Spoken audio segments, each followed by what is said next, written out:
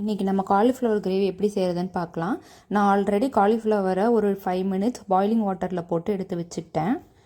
இதுக்கப்புறம் நம்ம மசாலாவுக்கு 3 தக்காளி, 6 to 7 முந்திரி பருப்பு, ஒரு துண்டு இஞ்சி, 2 பல் பூண்டு, கொஞ்சம் சோம்பு, அப்புறம் நம்ம வீட்டில் அரைச்சி வச்சுருக்க சிக்கன் மசாலா, அதோடு சேர்த்து நம்ம கொஞ்சம் மஞ்சத்தூள், இது எல்லாமே சேர்த்து நம்ம ஒரு நல்ல நைஸ் பேஸ்ட்டாக அரைச்சி எடுத்துக்கலாம். அதை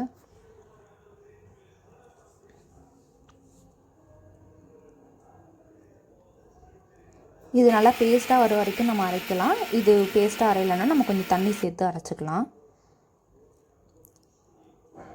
மசாலா ரெடி. இந்த மசாலா ரெடி பண்ணதுக்கப்புறம் நம்ம ஒரு கடாய் வச்சுட்டு அதில் கொஞ்சமாக ஆயில் சேர்த்து கடுகு உளுத்தம் பருப்பு பொரிஞ்ச அப்புறம் 2 வெங்காயம் சேர்த்துக்கலாம். இது கொஞ்சம் லைட் ப்ரௌன் ஆகிற வரைக்கும் நம்ம வதக்கிடலாம். இதோட நம்ம வடிகட்டி வச்சுருக்க அந்த காலிஃப்ளவரையும் இப்போ நம்ம சேர்த்துட்டு எல்லாத்தையும் சேர்த்து நல்லா மிக்ஸ் பண்ணிக்கலாம் கொஞ்சம் நேரத்துக்கு.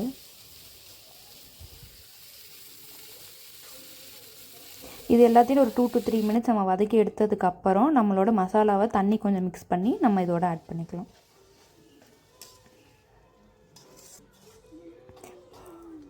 இதை நல்லா நம்ம மிக்ஸ் பண்ணிவிட்டு இதோட தேவையான அளவு கொஞ்சம் உப்பு நம்ம இப்போ சேர்த்துக்கலாம். இதை இறக்குறப்ப நம்ம கொத்தமல்லி கருவேப்பிலை ஆட் பண்ணிக்கலாம். நல்லா வாசனையாக இருக்கும்.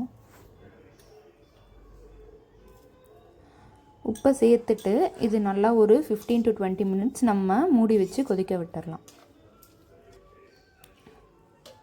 அவ்வளோதான். இது கொதித்து நம்ம இறக்கிட்டோன்னா சுவையான காலிஃப்ளவர் கிரேவி ரெடி. இந்த மாதிரி ரெசிபிஸ் பார்க்க எங்கள் சேனல் சப்ஸ்கிரைப் பண்ணிக்கோங்க. தேங்க்யூ.